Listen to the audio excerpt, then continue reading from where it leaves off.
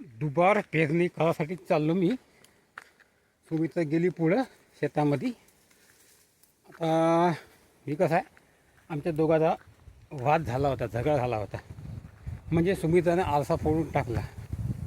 आता यावेळी कठीण कंडिशन आहे. पहिलंच आपला कानवा येते, त्यात ताणतणावात मी आहे, तुम्हाला झोप लागत नाही, आणि त्यामध्ये हे आरसा फोडून टाकला. आता यावर्षी 5-5 पैशाची नोकरा येते. कठीण काळ आहे. जीवन कसं जगाचं, 5 पैसे भेटत नाही. कोण देते पैसे? अशा वेळी आरसा फुटणं म्हणजे किती खतरनाक गोष्ट राहते, किती खराब गोष्ट राहते. शिवाय दिल्या सुमित्रा गेली पुढे. मी ठसणीला घरी राहिलो. जाऊ दे म्हणलं, शेती पडली ते चालते म्हणलं. अखेर शेती पडलीच म्हणलं. हा पेरूने वापते का नाही का मला बियाणं म्हणलं. मी घरीच राहिलो होतो. तर आता राग शांत झाल्यावर चाललो मी आता.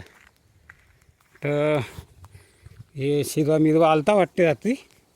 गावाकडे थोडा कमी होता शिरवा. आता इकडे कसं आहे का शेतात माहीत नाही मला.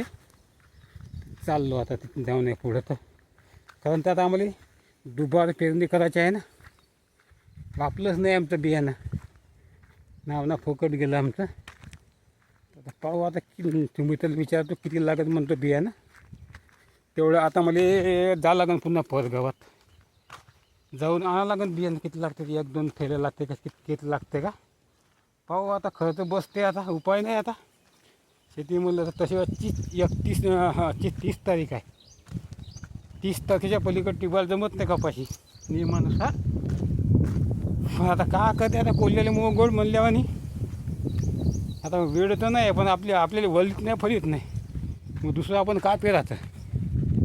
आता हो ना तर नाही हो, कपाशी पेरून द्यायची. वापव किंवा न वापव, नाही वापली यावेळी गेलं वाया तर मग पाहू का होते. तर कोणत्या तुरीमध्ये पेरायला लागेल, ह्या वापते का नाही माहीत नाही मला. वापण्यावर आहे.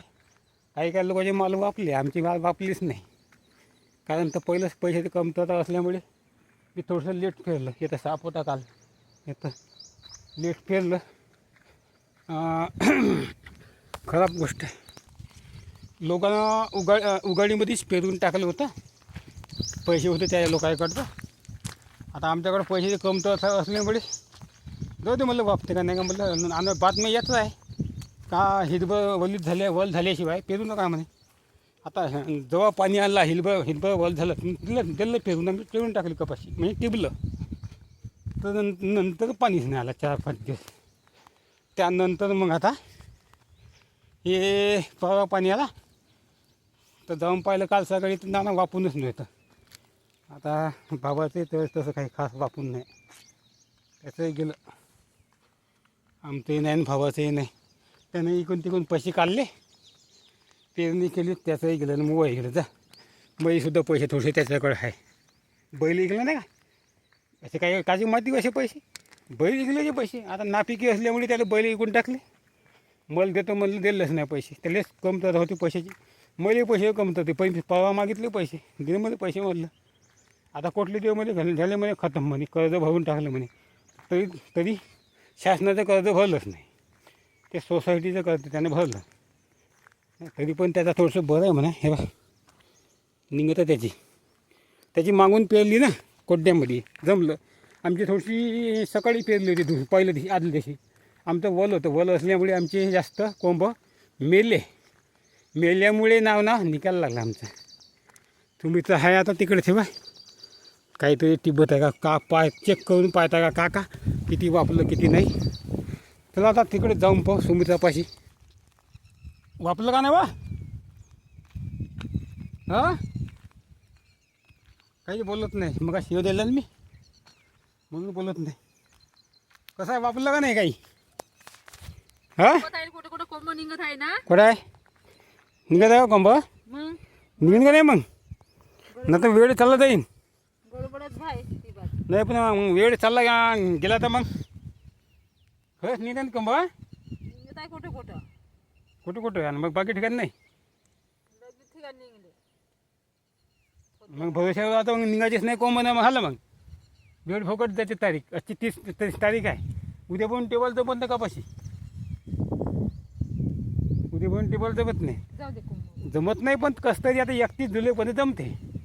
कस तरी आता खरा दिवस अर्धच आहे 30 जून. अशी आता लपड आहे आता जीवनामध्ये. घ्यायचं येत नाही बापलो का मागतं असून कोड्यामधलं आपलं निघन ना तुला सांग. निघत आहे कुठं कुठं आता जाऊ दे आता. टिपून नाही मग ते निघ नाही खराब व्हायचे ना मग हे नाही वापरायचे. अशी नाही झाली पाहिजे भानगड कारण तर मग पाणी हातचं नाही हातचा पाणी जात नाही त्यामुळे मग निघून लपडा होते मग. काही खेळ जातं ना गट्यात काही जातं ना कुपात काही जातं मग. थांबा मी चेक करून पाहतो कसं आहे तर. मी पाहिलं भावांनो तर कुठं कुठं निघत आहे पण ते जास्त काही निघत नाही. अर्धी जास्त कपाशी वाया जाते. 2.25 थैल्या पडल्या होत्या त्या दिवशी. किती थैल्या पडल्या बा सांगत आहे नाही. 2 थैल्या पडल्या होत्या. आणि तू किती काही वापता का तू देखील दिसल्या वापून चांगल्या आहे का खाल्ल्या खाऊन नाही दिसल्या म्हणा सध्या. असं का. आता कसं आहे भावांनो इकडे जीव फिरते आणि तिकडे जीव फिरते. म्हणजे आता हंगाम चालला निघून पाणी काही हात चालत नाही आपल्या. पाणी येते ना तर नाही येत. आम्ही जमीन पहिल्याच गोठड आहे पण वल धरून ठेवत नाही.